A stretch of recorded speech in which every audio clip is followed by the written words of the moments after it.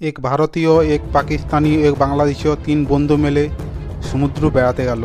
সমুদ্র বেড়ানোর সময় সমুদ্র থেকে বিশাল আকারে এক জিন বাইরে বেরিয়ে এলো এবং রাগান্বিত কণ্ঠে বলে উঠল, তোমরা আমার অনুমতি ছাড়া আমার এলাকায় প্রবেশ করেছো, আমি তোমাদের মেরে ফেলবো। এই কথা শুনে তারা বন্ধুগণ হাউমাউ করে কান্না শুরু করে দিল। এই কান্না শুনে জিনটি তাদের একটা সুযোগ দেওয়ার ব্যবস্থা করলো। বলল, প্রত্যেকে একটা করে জিনিস সমুদ্রে ফেলে দাও, যার জিনিসটি তুলে আনতে পারবো তাকে মেরে ফেলবো, আর যার জিনিসটি তুলে আনতে পারবো না তাকে ছেড়ে দেবো। এই কথা শুনে পাকিস্তানি বন্ধুটি পকেট থেকে এক বুলেট বের করে সমুদ্রে ফেলে দিল।